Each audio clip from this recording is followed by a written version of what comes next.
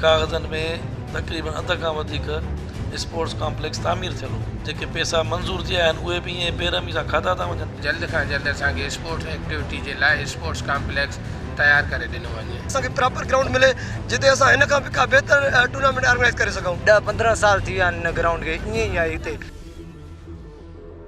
कंबर जो sports complex गुज़िरियल 12 सालनि में मुकमल न थी सघियो। ठेकेदार अलाबख्श दायो खे 5 करोड़ रुपयनि जी रक़म 3 हिस्सनि में ॾिनी वई, जंहिंमां स्पोर्ट्स कॉम्प्लेक्स स्टेडियम दीवार ऐं ग्राउंड में भराई लाइ मिटी विझी बजट पूरी कई वई। 5 करोड़ जी रक़म मां सिर्फ़ 30 सैकड़ो स्पोर्ट्स कॉम्प्लेक्स ते ख़र्च कयो वियो, बाक़ी रक़म करप्शन जी नज़र थी वई।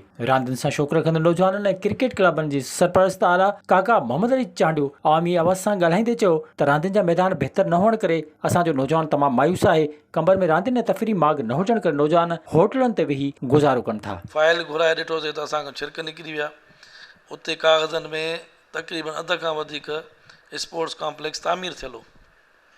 इन जी कंपाउंड वाल बि आयल हुई, भितियूं बि निकितल हुयूं, विकेट बि ठहियल हुई, लाइटिंग बि लॻल हुई। पोइ असां एप्लीकेशन उते ॾेई आयासीं त हिन जी इंक्वायरी कई वञे। हिते त वॾो ज़ुल्म थो हले। हिकु त निंदड़ काइप लॻी पई आहे, शहर जो को वाली वारिस कोन्हे को। ॿिए तरफ़ जेके पैसा मंज़ूर थिया आहिनि उहे बि ईअं बेरहमी सां खाधा था वञनि। असां वरी बि नेब खां घुर कंदासीं त नेब अचे, पहिरियों त जांच करे त हिन हाई लेवल जी करप्शन थियल आहे। नेब अलाए छो कंबर जी तरफ़ तवजो नथी ॾे। हर असांजे महकमे में करोड़ अरबनि रुपयनि जी करप्शन हले थी, उते तवजो लाइ छो नथी ॾे। असां इंक्वायरी लाइ सिंध हुकूमत खे एप्लीकेशन ॾिनीसीं, उन ते को क़दम न खयों वियो। इन मां ज़ाहिर आहे सिंध हुकूमत जी का संजीदगी कोन्हे का।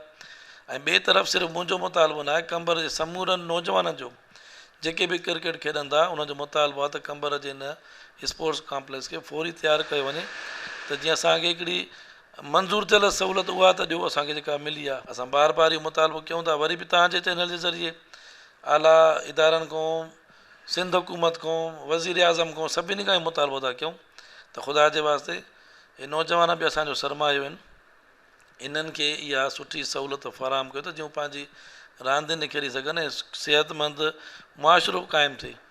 ऐं जेकॾहिं तव्हां ईअं न कंदव त इहे ई नौजवान जेको असांजो मुस्तक़बिल आहिनि, हिन वक़्तु होटलनि ते, मकाननि ते नशनि जे कढ लॻंदा, असां जेको ईंदड़ नसुल तबाह थी सघंदो। क्रिकेट क्लब कंबर जे सदर मोहम्मद अली ख़ान हकड़े आवामी आवाज़ टीवी सां ॻाल्हाईंदे चयो त असां नेब खे अपील कंदासीं त मामले जी जांच कराए कंबरवासी नौजवाननि खे रांदि जो ग्राउंड वापसि ठाराए ॾिनो वञे। डिस्ट्रिक्ट ठहण खां पोइ असांखे ॾाढी ख़ुशी थी त असांखे डिस्ट्रिक्ट जे हवाले सां काफ़ी शयूं मिलनि थियूं ऐं कुझु मिलियूं बि बदकिस्मती सां। स्पोर्ट्स जे हवाले सां असांखे कॉम्प्लेक्स जेको ॾिनो वियो उन जो काफ़ी सालनि खां कमु रोलहड़े जो शिकार आहे।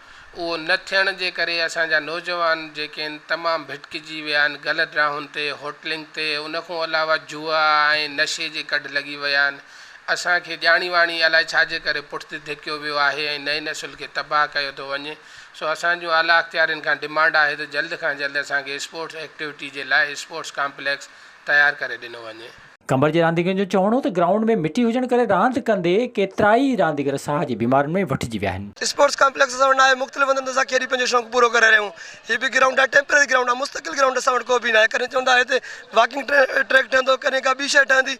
हीअ टेम्पररी ग्राउंड आहे। असां वटि चवंदा असांखे प्रॉपर ग्राउंड मिले जिते असां हिन खां बि का बहितर टूर्नामेंट ऑर्गेनाइज़ करे सघूं। बराए महिरबानी ख़ुदा जे वास्ते हीअ असांजा नौजवान आहिनि ऐं स्पोर्ट्स कॉम्प्लेक्स पहिरियां जो आहे उन्हनि जो ऐलान थियो हुयो, उनजो हिन वक़्त ताईं घणे अरसे बाद गुज़रण खां बाद बि उहो कॉम्प्लेक्स कंप्लीट न थी सघियो आहे। उहा पूरी बजट ख़बर न आहे, अलाए काॾे हड़प थी वई आहे। असां वरी बि जेके बि असांजा क़ाबिल एतिराम मोज़िज़ ऑफिसर आहिनि ज़िले जा, असीं उन्हनि खे अपील कंदासीं त बराए महिरबानी ख़ुदा जे वास्ते असांजे नौजवाननि खे हीअ सहूलियतूं ॾिनियूं वञनि। काफ़ी माण्हू बीमार बि थियनि था ऐं हिते का बि सहूलियत न आहे। असां DC साहिब ॾे विया आहियूं, असांखे माना हर रोज़ ते माना असांखे चए थो महीने में लहाराए ॾींदासीं, ट्रैक्टर टालियूं वग़ैरह वग़ैरह मिटी तव्हांखे लहाराए ॾींदासीं। शुमकार लाइ कुझु बि न आहे, न मोटर जी सहूलियत आहे। 10-15 साल थी विया आहिनि हिन ग्राउंड खे ईअं ई आहे। हिते स्पोर्ट मैन आहियूं असां। हे ॾिसो था ग्राउंड ठेकेदार चवनि था असांखे बजट न मिली आहे, DC ॾे वञूं था, उहो चए थो तव्हां ग्राउंड ठहिराए था ॾियूं। असां चऊं गिरास ठहिराए ॾियो, ग्राउंड में गिरास हणाए ॾियो असांखे। हे यकी हे ॾिसो न छोकिरा खंघि थी पई अथनि, के बीमार थी पिया आहिनि। बीमारी में वठिजी विया आहिनि। There is no any such kind of facilities for the players to play cricket because here is a lot of dust. So many players do not, due to dust, many players have left cricket. कंबरवासी रांदि जे छोकिरनि मुतालबो कयो त sports complex जे तरक़ियाती कमनि जी जांच करे थियल corruption जी नेब खां इंक्वायरी कराई वञे ऐं स्पोर्ट्स कॉम्प्लेक्स जो कमु मुकमल कयो वञे। विज़िट कयो अवामी आवाज़ मीडिया ग्रुप जी वेबसाइट awamiawaz.pk